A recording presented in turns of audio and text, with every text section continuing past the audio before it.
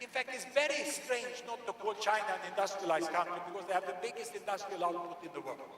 If I turn around all the goods in my home, it says made in China, made in China, made in China. And China just bought Volvo also from Sweden. So we have finally come to realize that something dramatically is happening in China. Now, how fast did this happen? The Millennium Development Goal 4 is perhaps the best overall social measure. Not because it's a health measurement. Child mortality is a socio-economic measurement which embraces the right of women, the social situation, educational level. It takes so much more than the vaccines and the treatments. And the rate, what you should see is that you should be able to lower child mortality with 4.3% per year. That's what United Nations says. Do that if you do it right with your policy. Let's take my country, Sweden. A country which has been very privileged. We have had 200 years without war. 200 years without war. Napoleon War was the last one. So let's take my country 100 years back, half of that time. Where do we land? We land up there. We have a higher child mortality than India has today, in spite of having the same economic level. And it so happens that 1900, Sweden had the same child mortality as Bangladesh had 1990, 90 years later. And that's when we started to count the Millennium Development Goal. Who will win? I will run Sweden against Bangladesh to see who is the fastest. Here we go. You can see Sweden is growing the economy, and Bangladesh has much lower economy, but they do well. Women get educated, primary health care is increased, and they reduce with 4.7%, or ahead of Millennium Development Goal. Let's give Sweden a second chance. Sweden can run against Egypt. 1916, Sweden had the same child mortality as Egypt 1990. Ready, steady, go. Egypt had electricity from the Aswan Dam, they got subsidized bread, and they got education, and they got safe water, and they are winning. Sweden doesn't have a chance. Egypt is reducing with 5.5% per year. It's a miracle which has passed greatly unknown. Sweden's last chance is against Brazil. Brazil was actually richer than Sweden 1990, when Sweden had the same child mortality as Sweden has 1932. And this is what happened. With the right social policy and with a decrease of the inequity in Brazil, which has been measured in many dimensions today, Lula is winning 6.3% per year. And the Swedish students get very angry with this. They say, this is unjust, they say. Those countries had penicillin, they had vaccine. It was not a fair competition. And there was so much more no. So let's have a fair competition. And I said, okay, we take Singapore and Sweden real time from 1948, the year I was born. And Singapore then had quite high child mortality, and Sweden had quite low. And this Swedes like we have a big advantage. We'll win this time, won't we? So here we go. 1950, 1960, Singapore is getting independent. They start to grow their economy. They make the social investments. They make the health investments. They are catching up with Sweden. But we never ever thought that Singapore would win. Homage to Singapore. They have the lowest child mortality in the world today. And they have really made fantastic jobs. Sweden has reduced child mortality with 3.6% per year. We have never achieved Millennium Development Goal. The Millennium Development Goal that we set for the poorest countries today are faster than we've ever seen development before the miracles started to happen here in the BRIC countries and in Asia.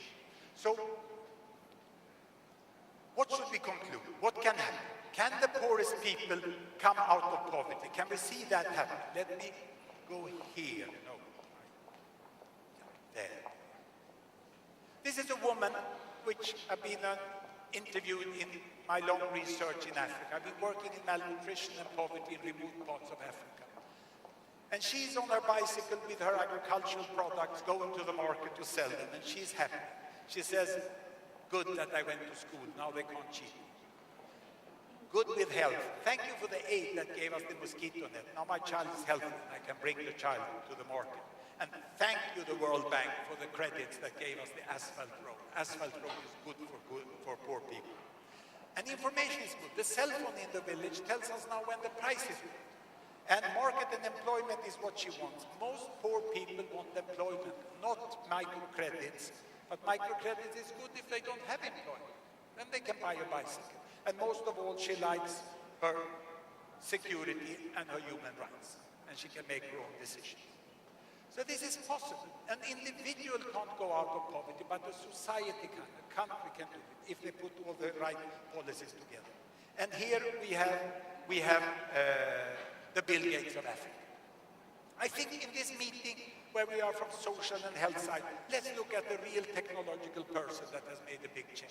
Mo Ibrahim was trained in the Sudan, had his engineering exam in Alexandria, became a software engineer who could calculate from aerial photos where to put the masts for an effective cell phone system. And he rolled out it in Africa, Cellcam. And he earned $3 billion, and he did quite a lot of good with this cell phone system. And he sold it then to Sign, another company. And you can see the map of Africa. It looks almost as a deployment of UN troops. In these countries, he has provided a very good service. We have been seeing in health in these countries that the existence of cell phone is enormously good in the village, in the poor village. It can help reduce poverty much faster. So this is real good news coming from other sides.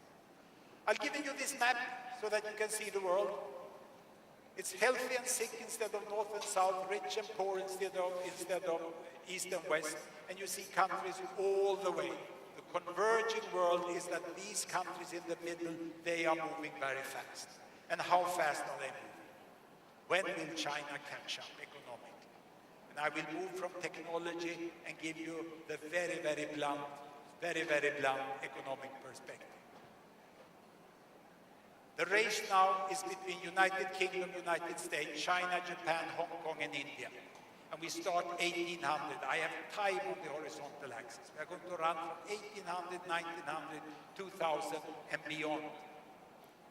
And on this axis we have income. Now it's rich upwards, and it's poor downwards. And you can see that already 1800, the income of the United Kingdom was higher than all the other countries. And this is what happened.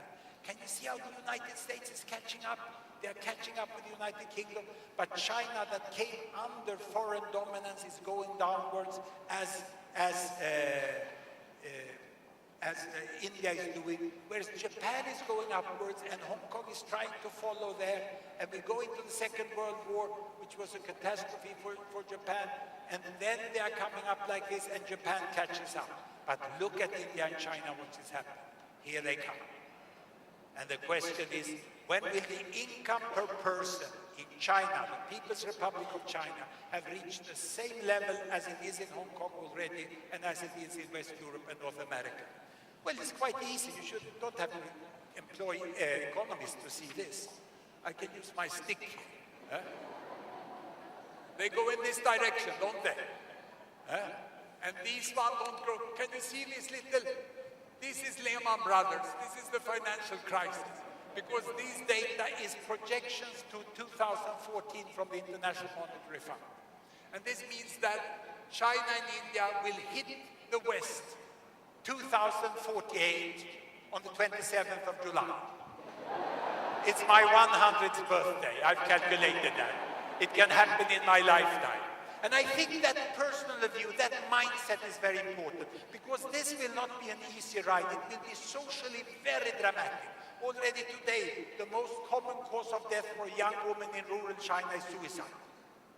And it is not depression, it's not psychiatric disease, it's social tragedies, social catastrophes that bring these women to suicides. And agricultural pesticide is the most common. And look, the problem is, will we still have Congo down here? Will we still have the poorest countries down here? This is the big challenge. We have to have a more equal world, otherwise it will be misery. There will be a lot of social action needed in this fast economic growth, because it's not going to the paradise overnight. It will take many, many decades. Thank you very much for the attention.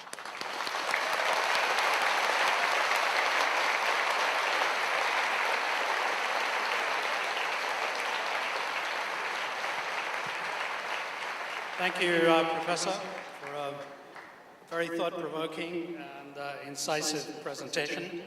One of the nice things about